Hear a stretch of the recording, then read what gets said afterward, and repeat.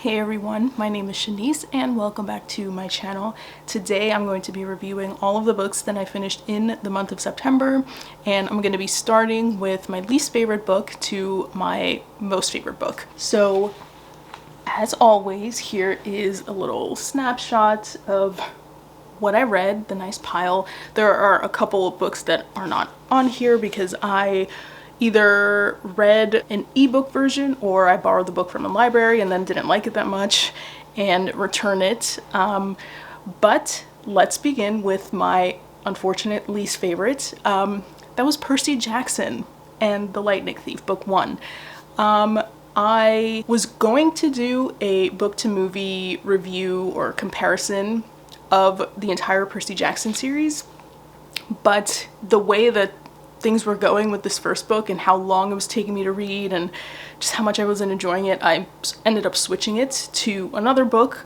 There will be a video on that book to film comparison soon, but I just kind of gave up on that idea.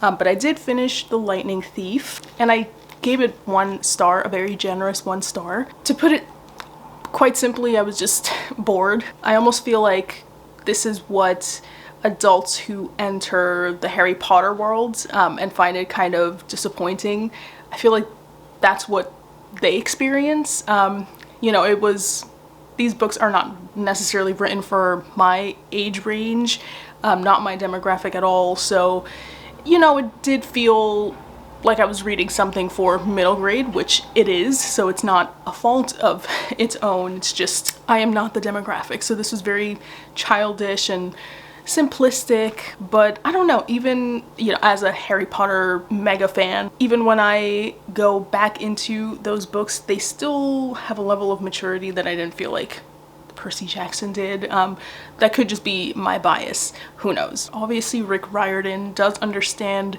Greek mythology, but he does create a world where Greek mythology rules. They are the predominant deities and they are centered in the US because the US is the center of modernity, which was a take. It's just a little silly and undercooked for me. So unfortunately, I will not be continuing the series, and I kind of now don't feel like watching any of the movie adaptations or the new TV show. I don't think this is for me. Then I read the book Yellowface by R.F. Kuang and I gave it 2.5 stars.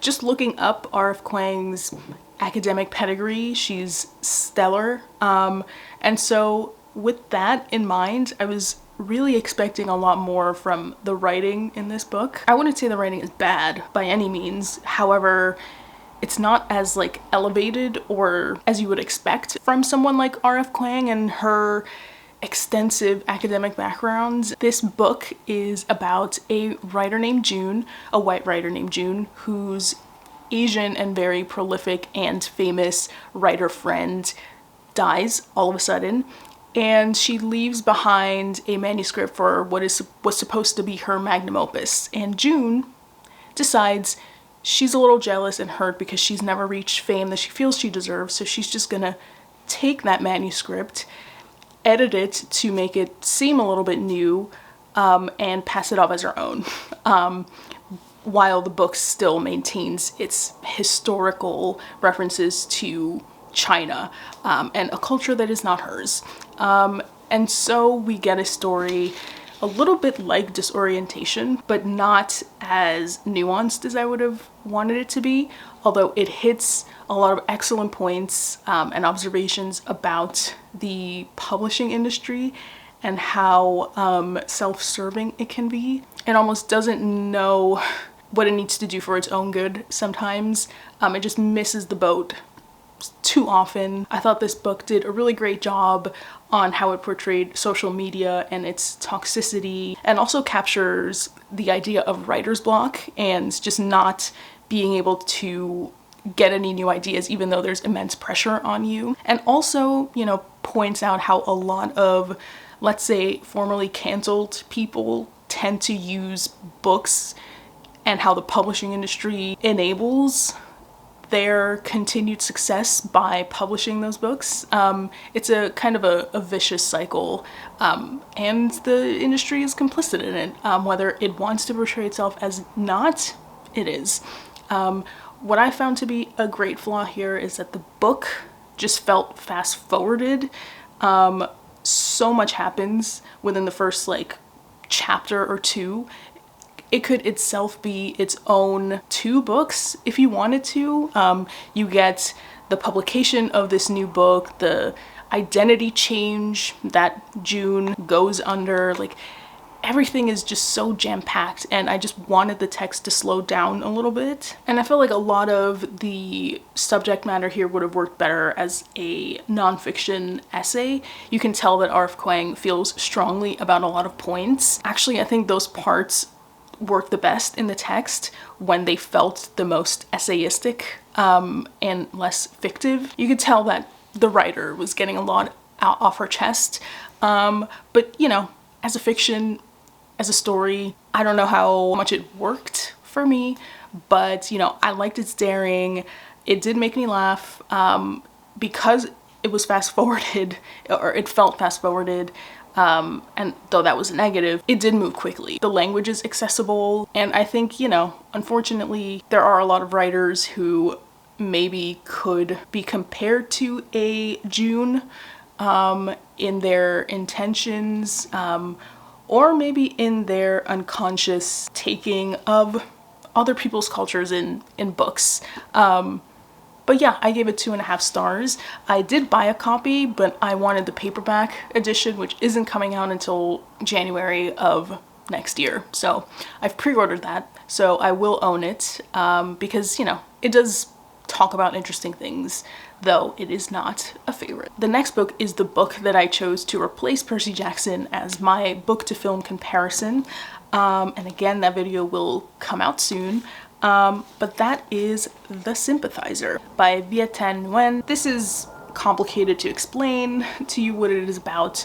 I'm gonna read the back because this is one of those like spy thrillers, political thrillers that has so many layers and twists and changing identities that it gets a little confusing. And it's been a while since I read this. So, The Sympathizer is a sweeping epic of love and betrayal. The narrator, a communist double agent, is a man of 2 minds, a half-French, half-Vietnamese army captain who arranges to come to America after the fall of Saigon, and while building a new life with other Vietnamese refugees in Los Angeles, is secretly reporting back to his communist superiors in Vietnam. The Sympathizer is a blistering exploration of identity and America, a gripping espionage novel, and a powerful story of love and friendship. So I ended up giving this 3 stars. This excels in its narrative voice. So the narrator, who is unnamed for, you know, kind of obvious reasons since he is a double agent, is writing this as a confession to a superior. And his narrative style is so witty and humorous and sharp and fast-paced. He is someone who struggles a lot with duality, and this is something that I think the book did so well. We learn in the beginning that he sees his strength and his weakness as being able to see all sides of a situation, and he links this strength slash weakness to his upbringing as somebody mixed. As I said, when I read the summary, he is half Vietnamese, half French, which itself can be a little confusing when you have a mixture of the colonizer and the colonized. So he is always able to have a foot in any side of a situation, which helps him because he is a double agent, but also hinders him because he can never be decisive enough. The pacing and the tone is conversational and, like I said, a little bit fast. Not as fast as Yellowface, because this is dense in historical fact and observation. You know, I had to reckon with the fact that I shamefully don't know enough or even very much about the fall of Saigon or Vietnamese politics or history, so you know, shame on me for that. It's quite a significant historical time period in US history, you know, for horrible reasons, but yeah, I did learn a lot here. This is brutal, so there's a lot of violence obviously in here, and a takedown of a particular film. Here it's fictionalized, but you know, it's pretty obvious which film Nguyen is referencing, and its portrayal of Vietnamese people in a story that's supposed to be about them, where they have no voice or representation. And so we see a takedown of representation in the media, of history and who is allowed to tell it. It opens with essentially the first war that the US lost, and the narrator points out that it's perhaps one of the only times where the loser of the war has reshaped the image of the war and how it's told for future generations, which is devastating but true. And so this is just very nuanced, very clear-eyed in its mission, has a lot of conviction and heart. I think for me, the downfall and why I gave it a 3 stars and not 5 stars or 4 stars, it's just so dense and like kind of convoluted. There was so much going on. I'm not great at these, you know, double agent spy espionage type of novels because they just drive me kind of loopy and crazy. I feel like you just need a diagram to figure out who's who and which side people are on, and yeah, so again, it's kind of like more my fault than the books. And sometimes it felt like Nguyen was more interested in forcing characters onto history, like for the point of teaching us something about the history, where it didn't feel as organic as it could have. But yeah, I will soon be releasing my comparison of this book and the recent Max TV show adaptation, which interestingly enough features Robert Downey Jr. in pretty much all the roles. So yeah, coming out soon, but I gave this 3 stars. Then I gave 3.5 stars to my Big Book Challenge book of September, which was Our Share of Night. And it's by Mariana Enriquez and translated from the Spanish to English by Megan McDowell. Weird. But obviously I enjoyed it to some extent. So in basic terms, because I don't want to spoil anything, because I'm just gonna let you pick this up and figure this out on your own and just enter this weird universe and experience it yourselves. But without spoilers, we jump in, we meet Juan and his son Gaspar. We learn quite quickly that Juan is able to like see spirits and ghosts, and he's beginning to notice that his son, even though he's really young, is also endowed with this gift slash curse, and they are on the run, or they're escaping. They're on a journey. We don't know what they're escaping from and who they're going to or where they're going to, but through their adventures across Argentina, we learn a lot about Argentina and its multiracial history, specifically its white European history, and no, not just its Spanish history, but also its white immigrant history, which is, you know, something that I feel like a lot of people don't really understand about Latin America. It's like immigration also flows into it. It is a very diverse place. So here, Juan himself is of Swedish ancestry. We have other characters here who are of British ancestry. We also meet a lot of indigenous characters here too, who are of the Guarani culture.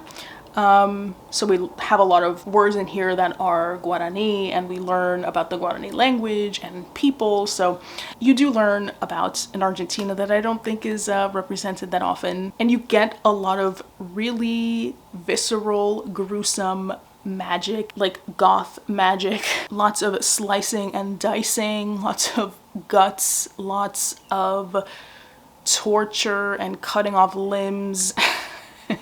It is very bloody, but but very magical and whimsical, and you have no idea where it's going. The thing that for me made it the most interesting was how it was just so modern, because often when you get these like magical, realist infused tales, they feel very like 1800s or prior. But here we're getting like the 80s, the 90s, the 2000s, you know, kids just going to school. Like a lot of this is just, not just, but a huge chunk of this is Gaspar in school with his friends, hanging out, having crushes, and dealing with his, you know, ability to see ghosts and demons. So it's like kind of a coming of age, but super, super dark, like one that children should not read quite yet. It was different. I usually don't see that at all. It's gothic, it's spooky. As a fan of Shirley Jackson's short stories and not a huge fan of her novels, I would say this is kind of what I always wanted from Shirley Jackson's long form fiction. It just has that like whimsical gothic vibe. It's like a children's story with politics and history and dark magic, and a road trip. This is like a road trip novel. Trigger warning for like all of the things, depression, PTSD, other mental health issues, like major trigger warnings here. Like A Little Life does not compare, in my opinion. This is trauma, but I thought it was way more effective and less gratuitous in its usage of that than A Little Life. So yeah, I gave it 3.5 stars, and you know, approach this with caution, because like I said, it is very gruesome. There are scenes that really made my stomach churn. Like I said, slicing and dicing. And then I gave 3.75 stars to La Fiesta del Chivo by Mario Vargas Llosa. This is a Peruvian novel about Trujillo and his assassination, but told through the perspectives of many characters. So you have Urania, who is an academic. She originally was born and raised in the DR, but she moved to the United States, or she escaped to the United States, moved to Michigan, and started an academic career there, and studies Dominican history, specifically the history of Trujillo and the DR during his dictatorship. And then we also get the perspectives of the group of men who assassinated Trujillo, and we also get the first-person perspective of Trujillo himself. This is a reread for me, and I was a little bit hesitant going into this because I was unsure of where Vargas Llosa was coming from in writing about the DR. You know, I feel like within Latin America, Caribbean, Hispanic countries are looked down upon often. They're not written with as much respect as I think they deserve. You know, they're not considered like the sophisticated, artistically rich countries that they are.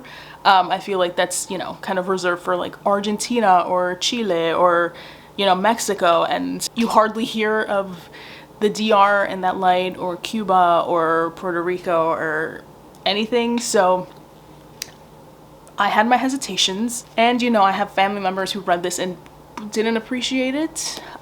People who grew up during the Trujillo dictatorship, who lived in the same town as this horrible man, who, you know, didn't really appreciate this book. So I was a little wary, but I have to say I disagree with my family on this one.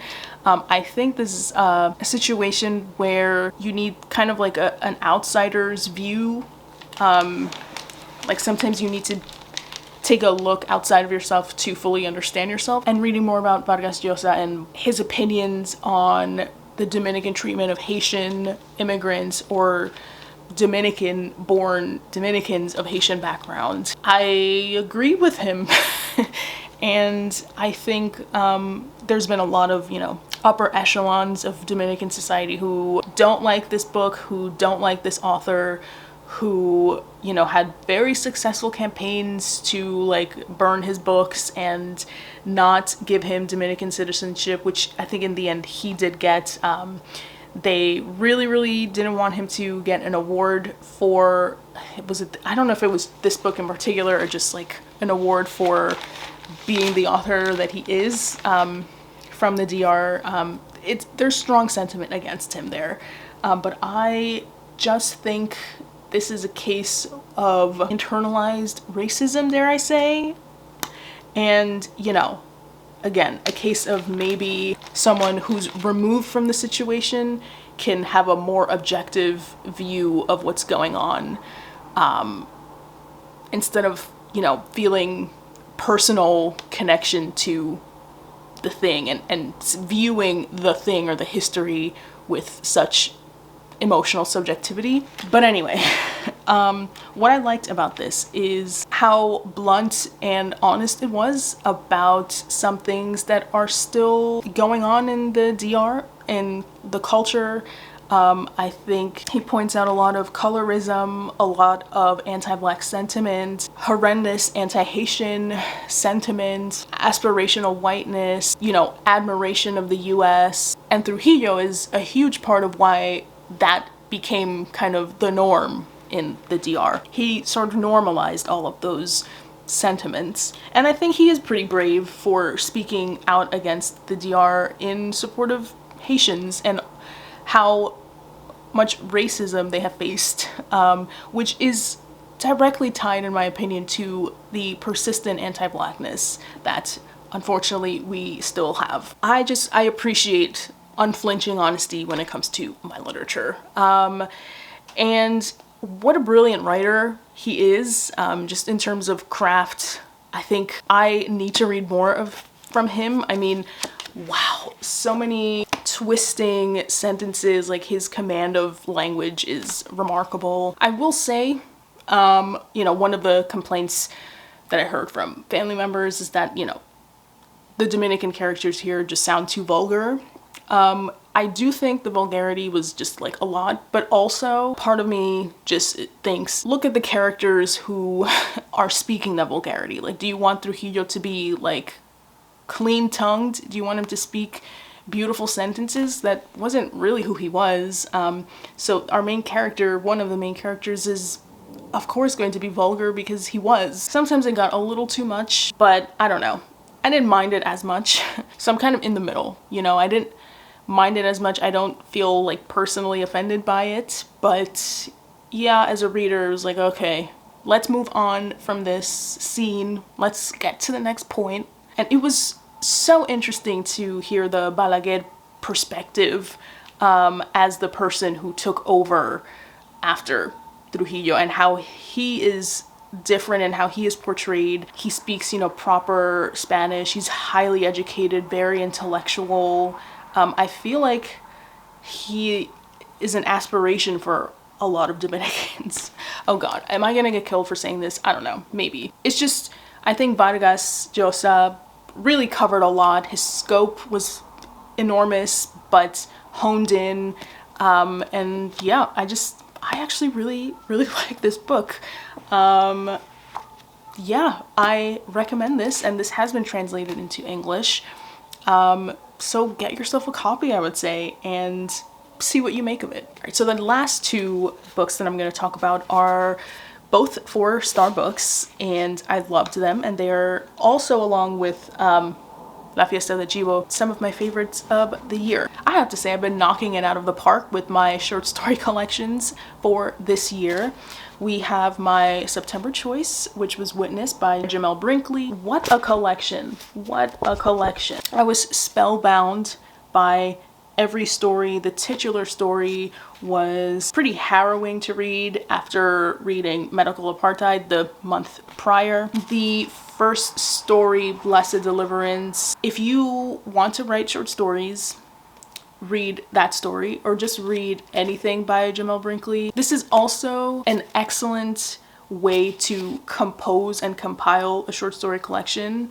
I feel like not often enough collections don't feel cohesive. They just feel kind of like, you know, around 10 randomly good stories that the author has that is now a collection. But this feels very centered and focused about witnessing and being a bystander sometimes, and hard choices and the courage it takes to stand up for yourself or somebody else. Some are more obvious than others, but he just takes a really well-rounded look at witnessing as a subject matter, and the writing is just so clever, so new, really funny, conversational, but also wise. So one of my favorites of the year. And I finally got my copy of a book that I mentioned a few months ago as one of my most anticipated summer reads, which I didn't get to until September, but thank goodness I did, because I gave it 4 stars, like I said. That was The God of the Woods. This is actually as good as people are making it out to be.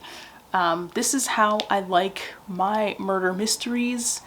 I like them a little bit slow, very atmospheric. I want the writing to be literary, you know, I want it to have literary merits and not just be plot focused. I like a good cast of characters. I like it when it's not so obvious who did it.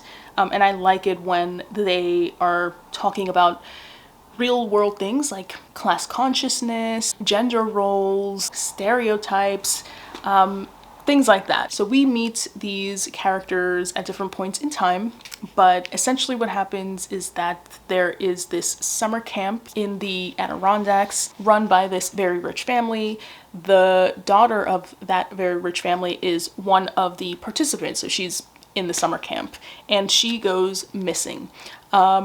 Now that is already bad enough, that's already a mystery itself, but it becomes even odder when we as the readers learn that her brother, years prior, in and around this camp, also went missing. That case was closed, but with the disappearance of his sister currently, new questions start to arise about his investigation, and how it links to his sister's current investigation. We get the perspectives of that missing girl's mother, we get the perspective of that missing girl's camp counselor, of the head of the camp. We also get the perspective of a female detective on the case, her partner, a slew of other characters, but I loved the atmosphere. This is like the damp woods, the mystery of what you don't see behind the trees and the forest, and it teaches you a lot about nature and honoring the land, and also who owns the land, who has the right to the land, who knows the land the best, and how, you know, knowing the land the best doesn't necessarily mean that you become the owner of said land. There's a lot of class warfare here, but it is done really, really well. It doesn't come across as cliche. And the ending, at first I was a little disappointed, but the more days passed after I finished it, the more it felt like, actually, that makes sense as an ending. It felt like good closure for me. So I didn't want this to end. Love finding a book that I can't wait to get back into. And this is that book. The only other mystery thriller writer that has ever made me feel that is Tana French, and I've been missing a Tana French-esque book or writing style for a while, and I found it in Liz Moore. And also, my thesis advisor was thanked in the acknowledgement section, so I thought that was pretty cool. And yeah, really pertinent cover, I will say. Kind of a clue, but yeah, highly recommend. One of my favorites of the year for sure. And it is chunky, but to me it didn't feel like I was reading like such a chunky book. It just, I wouldn't say moved quickly, but you didn't mind its length because of the atmosphere and the mood, and I loved it. So 4 stars. That is it. Those are all the books that I read in the month of September. Have quite a few videos to catch up on, and hopefully I'll be doing that within the next few weeks. Life has sort of, you know, creeped up on me once again, but I am back, and I will see you all next week with more bookish content. So I hope you guys enjoyed this video, and see you next time. Bye!